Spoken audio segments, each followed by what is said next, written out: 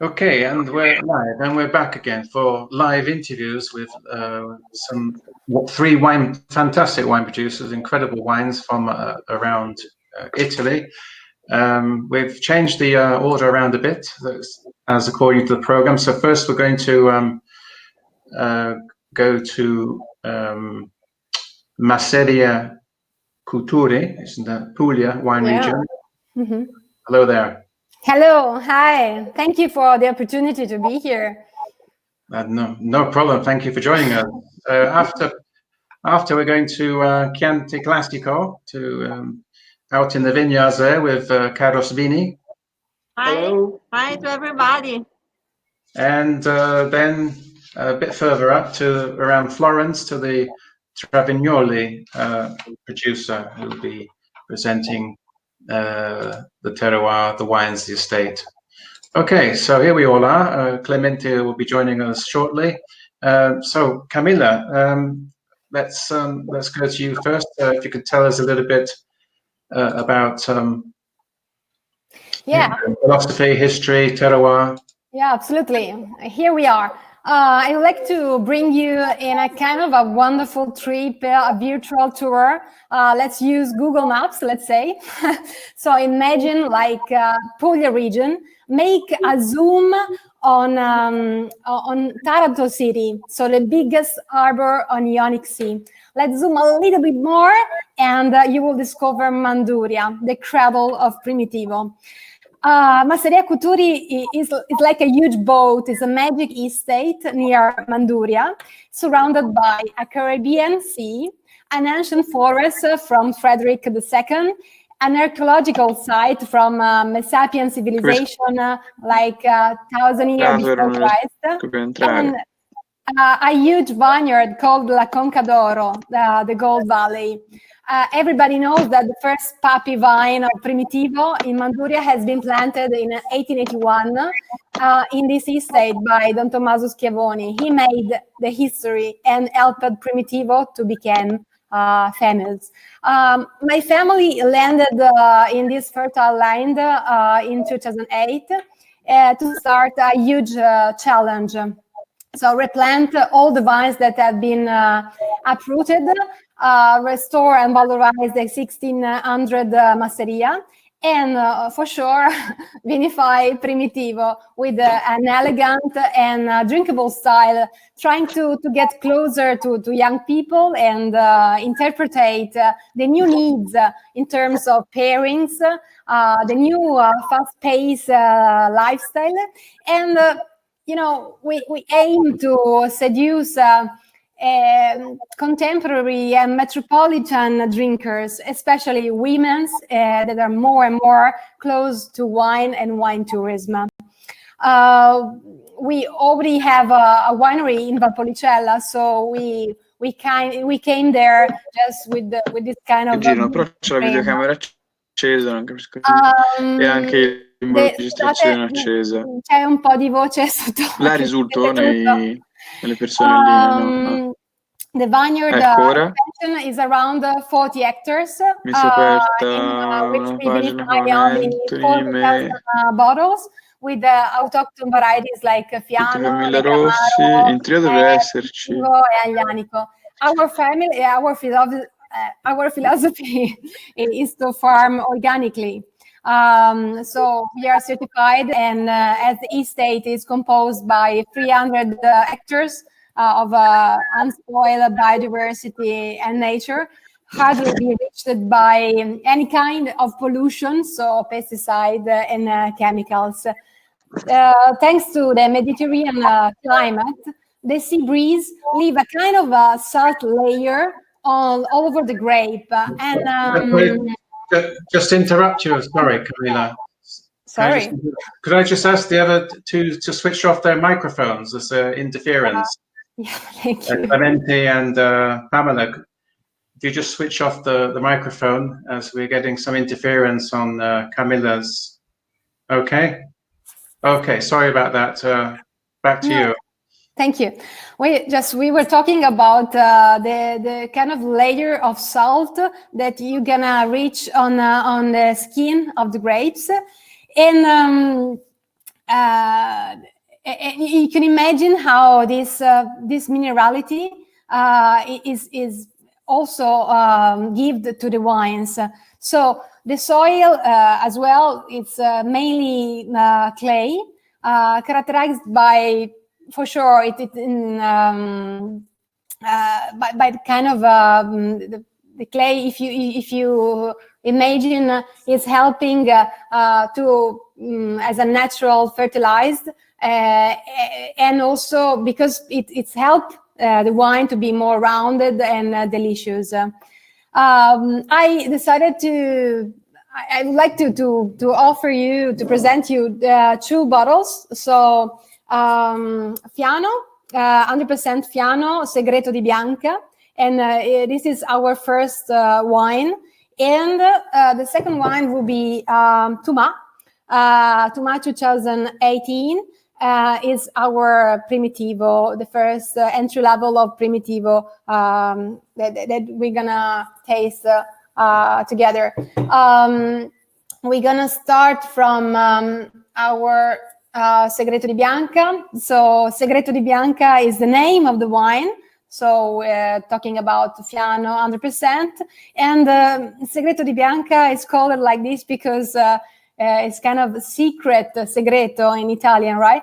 And it represents our best grapes, white grapes in the property. You can imagine there we all have mainly red grapes, and this is the only white grapes we have. So we decided to valorize these grapes, and usually we harvest them in its best time, so around the end of August, and the fermentation takes place in stainless steel vats after maceration about 1 week. We have malolactic fermentation. And the wine is aged along 3 months before bottling. The alcohol is around 13 degrees, and the content of sugar is around 2 grams per liter, so really not so much. On the nose, let's say, I always want to taste together. On the nose, it is fresh. You're gonna find like white flowers. It's really citrusy and really like grapefruit taste. You can find the hints of salty notes we were talking about before. And in the mouth is rich, it's fruity, reminds me like yellow plums, and yes, with a really great acidity. This is the most important thing in my wines, because I love to pair with food, and I need wines that clean your mouth and give a sense of minerality and acidity for sure. If we have time, we're gonna switch to the other one, to the other wine. Sorry, I'm rushing, and I don't know how much time I have, but I would like to give the right time to the other ones, so I don't want to take too much time.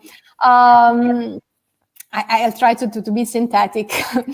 Tuma, the name Tuma is coming from the nickname of Don Tommaso Schiavoni. Don Tommaso in Italian, the nickname is of Tommaso in Pulian dialect is Tuma.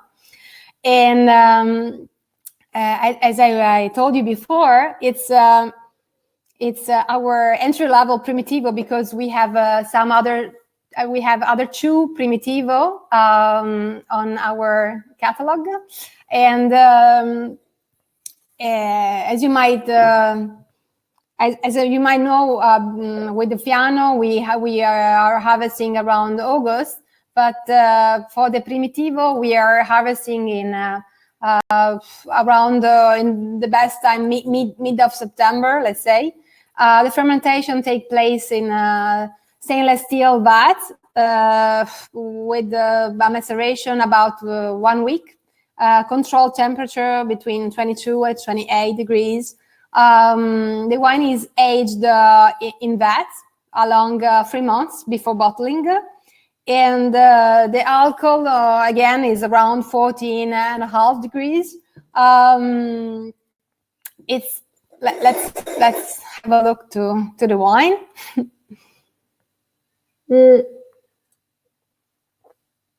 As you can see, the color is deep ruby, but really clean. And the nose, it's extremely elegant, fragrant,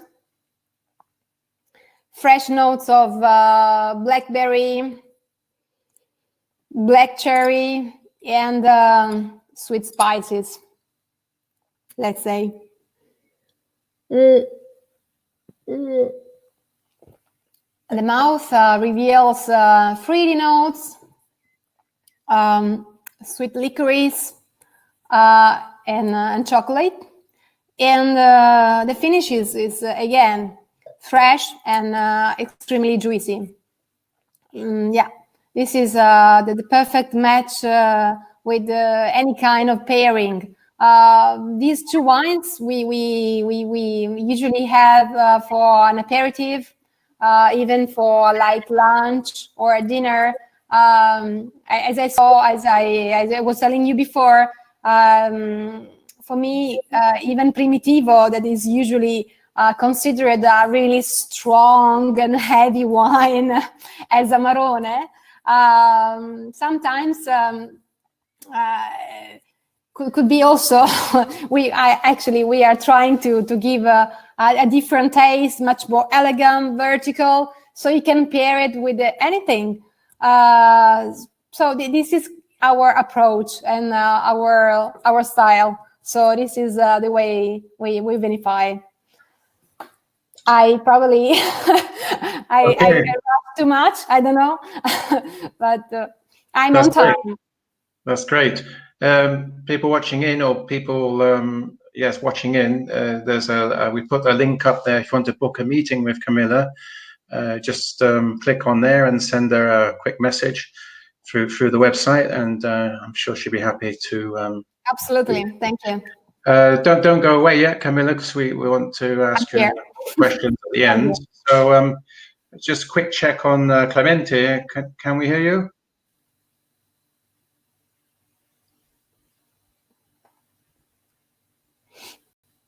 Nope. Okay, let's go down to okay, it just activated my microphone. Can you hear me now? We can, yes. Okay, Clemente, we'll come to you after Pamela, okay? So you'll be on third. So let's go to the Chianti Classico region. Here we are, out in the vineyards, a beautiful property we can see. Well, welcome, Pamela. And who's your friend? I'm Giovanni. Giovanni, okay. Giovanni, Yeah. yes. So hi. Right, very ambitious to do the live interview from the vineyard. You're the first, or from the garden is the first one. So here goes, a good idea. So perhaps you can tell us all about, philosophy behind the winery, about the terroir, and of course present the two wines. Of course. So hi to everybody. I'm Pamela, and I'm the export manager. And near me there is Giovanni, that is our winemaker. Here we are in Carus Vini Estate, in the heart of Chianti Classico region. Our winery is situated near Florence, between two small villages that are San Casciano in Val di Pesa and Mercatale. That is one of the best locations to produce this excellent wine, Chianti Classico. Just to understand our origin, Chianti Classico dates back to the 18th century, when the Grand Duke of Tuscany, Cosimo III, established the borders of Chianti. So Chianti Classico is one of the most ancient appellation here in Tuscany. And our winery is located in the nature, in a pleasant valley that is called Terzona. And this winery is a young winery, and it's a new winery because it was created in the mid-80s from the famous enologist Giacomo Takis. And in 2011, this estate, Cairus Vini, has been purchased by Guido Carissimo, that is the actual owner. The Carissimo family has always been involved in the wine business. They had their own wine estate in Puglia, and Guido worked there as general manager for several years. Then, after moving to Tuscany in 1997, they buy this estate in 2011. And here we are in his country house, that is an ancient stone-made house. So here we are in the garden of the owner of Cairus Vini. And Cairus Vini has 26 hectares, of which 13 and a half dedicated to wine production, and 4 and a half to the olive oil. And the vineyards are on a calcareous clay hillside at an elevation of 300 meters above the sea level. And the primary varietal, of course, is Sangiovese. We have about 8-9 hectares of Sangiovese that we use to produce Chianti Classico, while the rest is Merlot, Cabernet Sauvignon, and Syrah. And these vine types are cultivated with pruned cordon method with a density of 5,000 plants per hectare. And the different exposure of our vineyards allow us to produce grapes with a high organic complexity. That is a necessary precondition to obtain quality wines. And all the harvest is made by hand in small baskets, and the harvest is done in different phases to guarantee that the grapes are picked only when they are perfectly ripe. And at the moment we are producing on 9 hectares, because in 2011, when Guido bought this estate, it did a great investment to reach the high quality goal. And from 2011, we stopped the chemical treatments, and we replanted the whole vineyards that were no longer productive. And our cellar has a dozen of still vats with a controlled temperature. And in total, we produce about 50,000 bottles per year. And our main market are China, US, UK, and Japan. And mostly we export our wines. And so, what is our philosophy, our style of production? We are an innovative winery, since we think that we need to respect the environment to produce good wine. So we produce wine with a minimum possible environmental impact without losing the target of quality and respecting the tradition. And our farm is organic, certified on the label from vintage 2018. And we refrain from using chemical products, and we use only nitrosating crops between the vineyard row. And in our cellar, we installed the photovoltaic panels for electricity and hot water. And we make also walls and roof ventilated for energy saving. And in our vineyard, we are experimenting the systemic acquired resistance to further reduce copper usage. They are natural mineral salts that help plants to maximize the benefit of treatments, reducing the use of copper. And we purchase also a meteo station to reduce the spraying. So we are innovative, a young, little wine, young, innovative. And our wine have an authentic taste, very genuine. And today we would like to present to you two of our labels. here we have our Gran Selezione and our Chianti Classico. So Giovanni can join with Yeah. you. No. This is Chianti Classico 2016. It's all Sangiovese because 2016 was a very good year for Sangiovese. So we decided to leave it pure. It has only 20% of Sangiovese that passed in the wood in tonneau, and the rest stayed in the still for all the maturation. The name of the wine is Baldero, and Baldero comes from Baldanza, that means a great confidence in their own strength in the faith. And this wine is produced with only pure Sangiovese, and in the glass, this wine is clear, bright, with a ruby red color. It's robust, and in the nose, it's very fresh and fruity. The tannins, you can smell the tannins, but they are not aggressive. And yes, we have fresh tannins because mostly aged in the steel tank, and you can smell notes of iris and cherry and a hint of vanilla.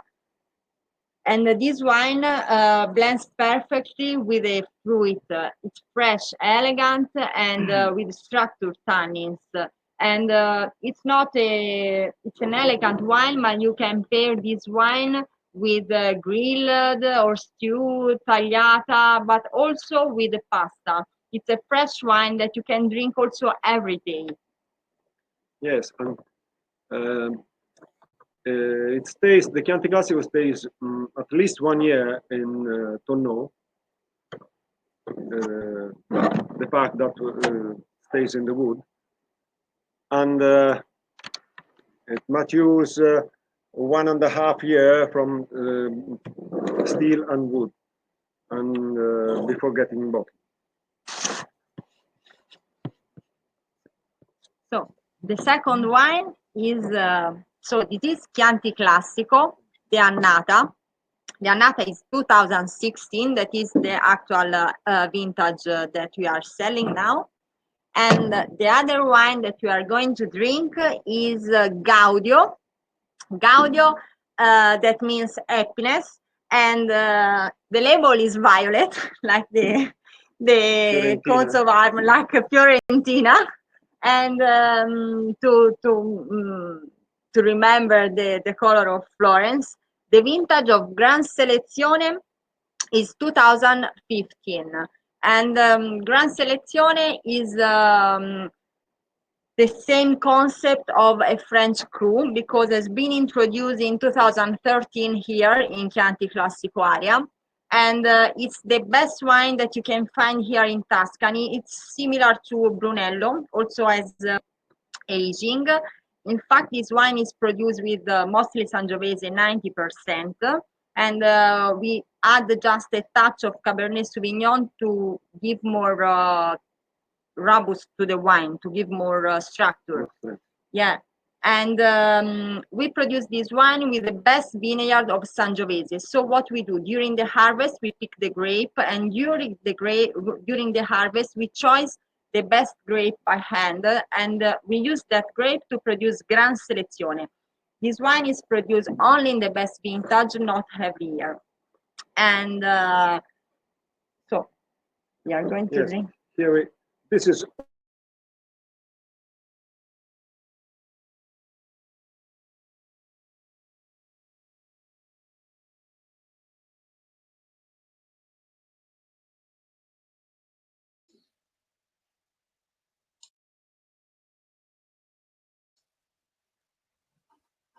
all passed in the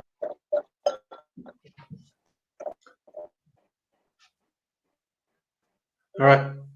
in the wooden barrel. We end with the Cabernet at the beginning of October. So all these wines have their own life before we put them together to make the blend. And So, which is the difference between Gran Selezione and One Chianti Classic Annata? Gran Selezione, of course, has powerful, elegant tannins, and also in the mouth is more persistent. Consider that Annata is the wine for every day, while Gran Selezione is a well-structured wine. Also, the flavor are more complex. In the glass, of course, there is a ruby red color with violet reflections, and in the nose is intense, complex, fine, fruity, and you can smell spicy notes and cherry and chocolate. So it's of course fresh and elegant, and of course it's better if you pair Gran Selezione with important meals like the famous tagliata from Toscana, bistecca, the sheep cheese also is nice, grilled meat and roast meat. So chin chin. Chin chin. And yeah, I would like to join with you the wine, but it's not possible today. That's okay.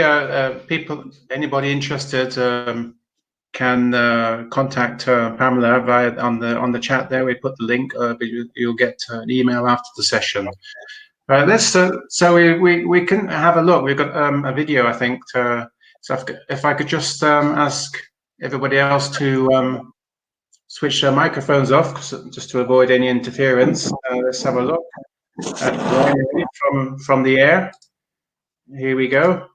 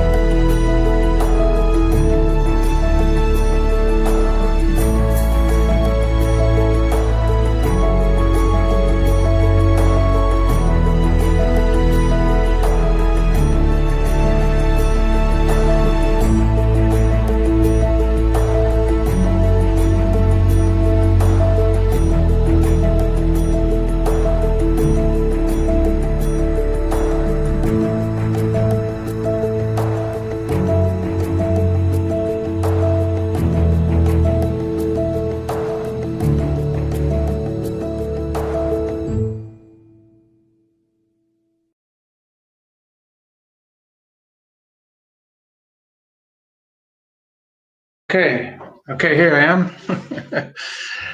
Very nice, very beautiful. Okay, so if you want to contact Pamela, then of course we put the link up so you can book an appointment with the winery, and be delighted. So if you just hold on a while, let's go to Clemente, who's somewhere near Florence, I believe. Exactly which part of Tuscany are you? Hello. Yeah, exactly.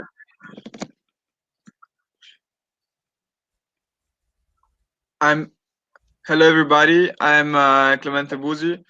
I'm sorry for the problem on the microphone I had before and that I interrupt the presentation of other wineries. So Travignoli Wineries, actually, it's in the northeast part of Florence and is situated. It's one of the highest part of Chianti. The winery Travignoli is just 20 kilometers from Florence city center, so it's very near from the city. And Chianti Rufina area, where the winery is the smallest area of Chianti, and we are only 13 producers. So all the producers that belong to this small wine region, we're all in contact each other because we want to make the highest quality as possible. Travignoli Winery has land of 60 hectares of vineyards and 20 hectares of olive oil. Our main focus is wine. Travignoli, the house of Travignoli exists since 1084, but it's part of Buzi family, our family, since beginning of 1800. Since then, we're making wine production and olive oil production. Our most grape variety important is Sangiovese. We have more than 70% of the total production of Sangiovese, but we also have different grapes such as Chardonnay, Merlot, Cabernet Sauvignon, and Cabernet Franc. The markets we are working most in this moment are United States, especially on Portland, Chicago, and Washington State. Then we are on Asia, China mostly, and then Singapore. Then Russia, south part of Africa, and northern part of Europe, especially Denmark and Germany. Australia also is one of our most important market. The total bottles we produce all the year are around 350-400,000 bottles per year. This one depends of the season. For example, 2017 was a very difficult season for wine, so actually the production was much lower. Actually, we produce around 250,000 bottles. So each year we have a different number of bottle produced. The wine I'd like to introduce you today is our Chianti Rufina, Villa Travignoli Chianti Rufina. I don't know if you can see because of the light, but yeah, it's this one is 2018 vintage. This one here is made of 100% of Sangiovese. It's okay. This one here is made of 100% of Sangiovese and stays for 6 months in barrel wood and 6 months in still. So actually, before we make the fermentation in still, once the fermentation is over, we filtrate the wine and then we put this wine, we put it into big barrel woods, botti. Botti has very big barrel woods of 2,500 liters per barrel. And we keep the wine in there for 6 months. Once the period of aging it's ended, we put it back in still, and we leave the wine in still for 6 more months. This one here is one of our most produced wine. We produce around 150,000 bottles per year, and it's the wine that most represent the winery and represent the land, because actually in this wine we can feel the Chianti Rufina area. So, for example, we have raspberry, we have blackberry, we have all this fresh fruit flavor that comes from the Chianti Rufina area, and also with a high balance between acidity, tannins, and color. This one here, it's the one. It's our latest vintage, 2018, and it's very drinkable wine. You can pair this wine with almost all the food, because you can start pairing it with a salad, and you can arrive pairing it with cheese, with meat, with pasta, with everything. So it's a very easy drinking wine with a good structure behind. The second wine I want you to introduce is our Reserva. It's called Tegolaya. I don't know. It's the same label as this one, but it's not red. It's black on the bottom, and the name is Tegolaya. Tegolaya is our toppest part of the winery, because it's on 350 meters above the sea level. So actually, the wine that comes from there are wine that are much more fresh and much more intense in flavor, because actually the soil that we have on top of the winery, it's much more rocky. So we have much more presence of clay, we have much more presence of limestone, and this presence will make a lower production of grape, but a higher quality of wine. So actually, the wine that comes from that part of the winery are very rich in minerality. So you can feel like if there would be like a salty part behind, and you can really feel it inside the wine. This one here is made of 90% of Sangiovese. It's 2017 vintage, and stays firewood, and then stays for 6 months in steel, and then again for 8 months in barwood. So in total makes 20 months of barwood. Once the barwood period is ended, we put it into bottle, and then we wait a few months, and then we start to put it into the market.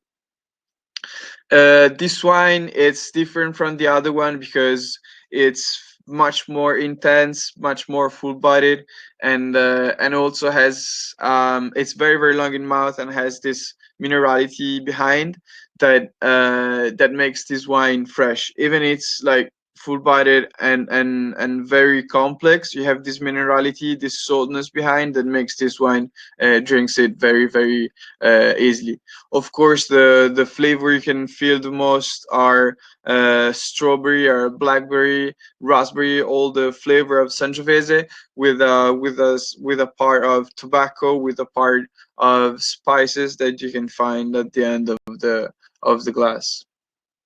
This one here, it has not the same number of production of the other one, because in this one here we are around 50,000 bottles per year, so it's much more lower production, but it's we try to make the highest quality as we can.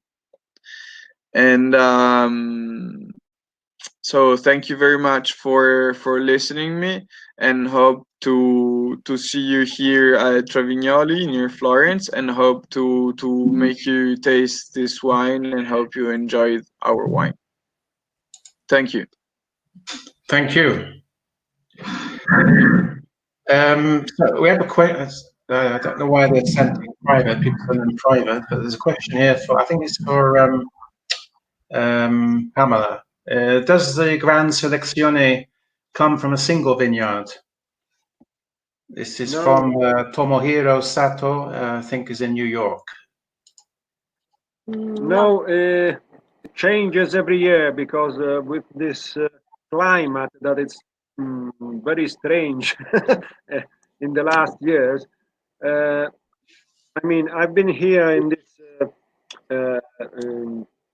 this estate for many years before Guido Carissimo bought, and on the first years, the higher part was the best part. Now every year it changes. Sometimes you get the best grapes in the lower part when it's very dry, and other years you find the best grapes on the top of the azienda. So it changes every year. Every year we have to vinificate separately 2 or 3 kinds of Sangiovese, and then decide which is destined to great selection. Okay, so in terms of export markets, which markets are you particularly interested in, Pamela, to receive requests from? Any specific markets? So, as I told you before, now we are selling in US, but only, for example, in California and in Boston, in Massachusetts. So we are interested in all the other states of United States, and also we are interested in Europe because we are looking to enter in Germany and in the north of Europe, and in all the also in Asian market like Korea or Vietnam, where we are not present now. So we are looking to extend our production. Actually, we produce, as I told, 50,000 bottles per year, but we could arrive to produce more because we could arrive to produce 10,000 bottles per year. 100,000 bottles per year, but we are looking to expand our market to grow also on the term of production. Okay, well, I see Dong Juan. I think he's from South Korea. So Dong, if you're still in the room in the session, do send them through the website a request. So same question to Carmela. Which export markets are you particularly interested in receiving inquiries from? Oh, sorry. If you switch on your microphone, sorry, you probably switched it off. Yes, thank you for telling me. Yeah. We are already selling in some few states in the US and a few countries in Europe, but we would like to expand our markets, especially in Asia and in Europe, like in Germany, Denmark, France, and in Asia, in Korea, in Japan, and Singapore as well. Yes, so in Canada as well, we would like to find somebody who really love our wines. I know that it's difficult with the with the tenders and so on, but even with small orders, we really would like to expand our markets. Okay. Yeah. Well, obviously, it's probably a lot of the Asians are in bed now. But I see from the registrations we have a lot from Asia registered, so hopefully they'll be watching the replay, and some of them will get in touch. So Clemente, same question: which export markets are you particularly interested in receiving inquiries from? Okay, so actually Japan is very interesting market for us that we're not into yet. In the United States, we are very interested in the New York State, because we were in New York, so New York knows our wine, but we're not selling anymore in there. And then all the other states also of United States are very important for us. We're interested in California, we're interested in Texas, we're interested in Virginia, in all the states of United States, and Asia also, the south part of Asia. So Singapore would like to sell more, and also in China. So this is our most important markets for us that we would like to focus more. Okay, good. So just a comment from Mark there saying that not all of Canada has tenders. So I believe British Columbia is not Yeah. Okay. tender. And then there's the whole Oreca, the restaurant hotel. I think that's why. doesn't go through tender. So there is some private. Mm-mm. There's non-tender exports available. Yeah.